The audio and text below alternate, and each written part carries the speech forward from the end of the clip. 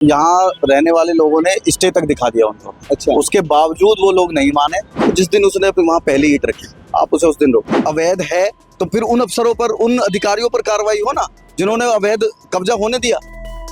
देश की राजधानी दिल्ली में अवैध अतिक्रमण पर और अवैध जगहों पर जिस तरह से झुग्गियां बनाई जा रही है, उस पर लगातार दिल्ली सरकार और एमसीडी का बुलडोजर गरज रहा है।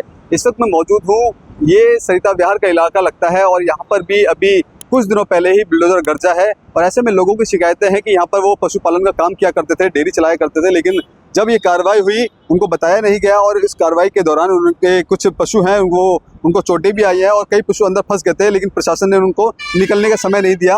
और देखिए, हालांकि आपको बता दें कि दिल्ली सरकार का साफ तौर पे कहना है कि ये जो जमीन है वो गवर्नमेंट की थी और इस गवर्नमेंट की जमीन पर ये अवैध तरीके से ये जो पशुपालन का जो व्यापार है वो यहाँ पे क्या करते थे, उनको दूध को बेचा करते थे। देखिए, कुछ लोग भी हैं, उनसे भी हम जानने की कोशिश करेंगे कि किस तरह से जो शिकायतें ये आरोप लगा रहे हैं, किस तरह से जो पशु हैं उनको यहाँ पे चोटें आई है, प्रशासन ने उनको निकलने का समय नहीं दिया। आपको बता दें कि लेकिन प्रशासन ने यहाँ पे 15 दिन का समय दिया था, लेकिन बावजूद यहाँ पर जो कार्रवाई है उसके बाद की गई है। देखिए, यहाँ पे कुछ लोग भी हैं, उनसे भी हम जुड़ लेंगे कि किस तरह की जब इस कार्रवाई के बाद वो किस तरह को देखते हैं। क्या कहना चाहेंगे सर, कब से यहाँ पे रह रहे थे और बुलडोजर कार्रवाई हुई है, कैसे देखते हैं? 40 साल हो गए। अब बिल्डोजर कार्रवाई हुई है, कैसे देखते हैं आपसे? देखो, हो जाता गलती है जी हमारे लिए। बाकी हमने जब नोटिस भी ले लिया, लगा दिया था और फिर वो भी कार्रवाई कर रहे हैं, फिर भी नहीं माने तो। अच्छा, अभी आप बता रहे थे कि जब ये बुलडोजर कार्रवाई हो रही थी, यहाँ पर कुछ पशु थे वो अंदर रह गए थे, उनको निकालने का भी आपको समय नहीं दिया गया? हाँ जी, समय ना दिया गया, फटाफट को ऐसी खोल दी, वहाँ में जाकर फंस गई जी, फिर बड़ी मुश्किल से रस्सा से निकाली। अभी वो उसको चोटें आई हुई, चोटें आई थी पशुओं को। हाँ जी। अच्छा, क्या कहना चाहेंगे कि सरकार लगातार ये बोल रही थी कि ये जो इलाका है, जो अवैध तरीके से आप लोगों ने यहाँ पे जो गाय भैंस बांधा करते थे और अवैध तरीके से झुग्गियां थी उनको तोड़ा गया है? अवैध तो है, खैर देखो गवर्नमेंट ही है यहाँ में, तो हमारी तो दादा लाई तो है नहीं। बाकी थोड़ा मौका देते हम अपना निकाल देते। आप सही मानते हैं कि जिस तरह दिल्ली सरकार लगातार अवैध अतिक्रमण पर काम कर रही है, अवैध इंक्रोचमेंट पर काम कर रही है, सही मानते हैं आप इसे? आप देखो, ये तो नहीं कह सकते कुछ हम आगे, ऐसा कुछ जाम मुक्त होना चाहिए जहाँ पे अवैध दुकानें चल रही हैं, अवैध तरीके से सड़कों को घेर नहीं कर रहे, कुछ वहाँ करना चाहिए। नहीं, सरकार तो ठीक है, बाकी थोड़ा देखना भी चाहिए ना गरीब को, और वैसे को थोड़ा मौका टाइम दे, थोड़ा समय आप चाहिए। देखिए, इनका कहना है कि यहाँ पे जो पशुओं को बांधा करते थे, जहाँ पर उनको जब बुलडोजर कार्रवाई हुई थी तब उनको निकालने का समय नहीं दिया गया। कुछ पशुओं को चोटें भी आई हैं, लेकिन बावजूद देखिए, समझिए कि लोगों का भी साफ तौर पे यही कहना है कि दिल्ली सरकार जिस तरह से अवैध अतिक्रमण पर, अवैध इंक्रोचमेंट पर लगातार बुलडोजर चला रही है, जिसे दिल्ली के सौंदर्यकरण के लिए, दिल्ली के जो जाम मुक्त बनाने के लिए जो लगातार जो मुहिम है वो चलाई जा रही है और दिल्ली के अलग अलग इलाकों में इस तरह की जो कार्रवाई है वो की जा रही है। आपको बता दें, केवल दिल्ली का एक इलाका नहीं है, दिल्ली के जितने भी इलाके हैं, 70 विधानसभाओं में लगभग इलाकों में बुलडोजर कार्रवाई की जा रही है। और ऐसे में लोगों का भी कहना है कि अगर इस तरह से इंक्रोचमेंट होता है, इस तरह से अवैध कब्जा होता है, तो उस पर कार्रवाई होनी चाहिए, जिससे कहीं ना कहीं दिल्ली में जो लोग हैं उनको जाम से मुक्ति मिल सके और जो समस्या है उस पर समस्याओं पर कहीं ना कहीं निदान मिल सके। तो देखिए कि ये सरिता विहार का इलाका है। भैया, किस तरह देखते हैं आप इस कार्रवाई को, बुलडोजर यहाँ पे चला है? देखिए, ये कार्रवाई यूपी इरिगेशन द्वारा की गई है और ये तब की गई है जब यहाँ रहने वाले लोगों ने स्टे तक दिखा दिया उनको। अच्छा। उसके बावजूद वो लोग नहीं माने।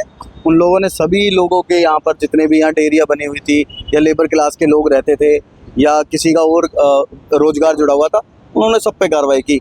इवन गांव के अंदर घुस के एक 200 साल पुरानी बैठक जहां हमारे परदादा बैठा करते थे, उस बैठक पर भी इन लोगों ने अपनी कार्रवाई कर दी, जबकि वो इस इलाके में लगती भी नहीं। ये बोलते कि 152 है, जबकि 152 है ही नहीं। अच्छा, खसरा नंबर का गड़बड़ा वो। अच्छा, अब 152 है, अब आपके मन में आया 152 का नोटिस किसी भी जगह पे जाके लगा दोगे कि भाई 152 है। आप अपनी आइडेंटिफाई कीजिए, आप उसको निशानदेही कीजिए कि भाई ये हमारी है, यहाँ तक हमारी है। हम बता रहे हैं उनको ये 151 है, 152 है ही नहीं। और उनको नोटिस, उसके बाद भी स्टे था यहाँ पर लोगों का, फिर भी उन्होंने तोड़ दिया। जब ये कार्रवाई हो रही थी तो आपने स्टे उनको दिखाया, तो उनका क्या कहना था अधिकारियों का? साहब जिन्होंने स्टे लिया था, वो वकील साहब हाई कोर्ट से स्टे लेकर वो मौजूद थे, वो बुजुर्ग आदमी थे, उनके साथ बदतमीजी की इन लोगों ने, यूपी इरिगेशन के अधिकारियों ने। अच्छा। अभी हम लोग विचार कर रहे हैं कि उन पे कंटेम्प्ट ऑफ कोर्ट डालेंगे, देखते हैं उनका क्या करती है कोर्ट।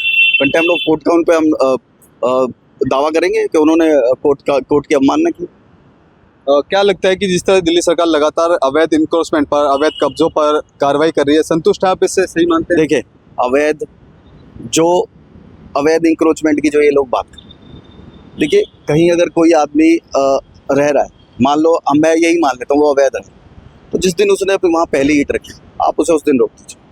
इनके अधिकारी आते हैं, एमसीडी के अधिकारी आते हैं और डिपार्टमेंट के अधिकारी आते हैं, पैसे लेते हैं, उनको रख देते हैं। जब उनको 30-40 साल हो जाते हैं वहाँ पर, जब उनकी ज़िंदगी जुड़ जाती है, तब उनसे कहते हैं तुम अवैध हो। यार अगर अवैध है तो फिर उन अफसरों पर, उन अधिकारियों पर कार्रवाई हो ना, जिन्होंने अवैध कब्जा होने दिया।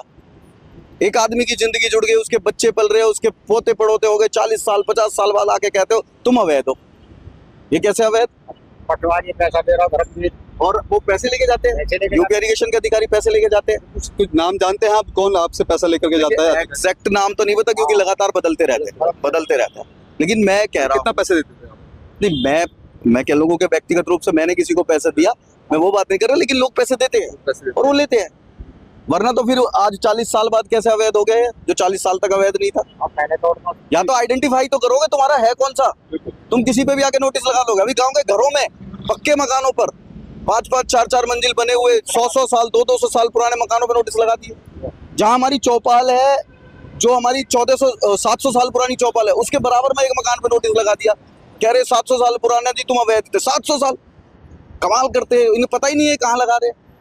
तो देखिए एक बड़ा आरोप एमसीडी पे लगता हुआ नजर आ रहा है और ऐसे में हाँ, तो इनका कहना है कि यहाँ पर जब झुग्गी बसाई जा रही थी तब इसको अवैध क्यों नहीं बताया गया। जब यहाँ पे 40-50 साल बीत जाते हैं तब इनको अवैध घोषित किया जाता है और यहाँ पे कार्रवाई की जाती है। लोगों का ऐसा कहना भी है, यहाँ पर कुछ अधिकारी भी आते थे जिसमें लोकल बीट ऑफिसर भी हुआ करते थे, जो यहाँ पे पैसा लेते थे और जिसके एवज में यहाँ पे झुग्गियां डालने देते थे।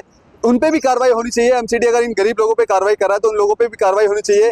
जो इनसे अवैध वसूली करता था उन पे भी कार्रवाई होनी चाहिए। और जिस तरह से एक बार तस्वीर में फिर से दिखाइए, ये जो इलाका है इसको पूरा तहस नहस अब कर दिया गया है। यहाँ पर पशुपालन का जो काम है वो यहाँ पे क्या करते थे, यहाँ पर जो डेयरी है वो चलाई जाती थी, अब यहाँ पर ये टूट के पूरा तहस नहस हो गया है। हालांकि दिल्ली सरकार उन जगहों पर कार्रवाई कर रही है जो अवैध तरीके से चलाया जा रहा था, अवैध तरीके से अतिक्रमण किया गया था।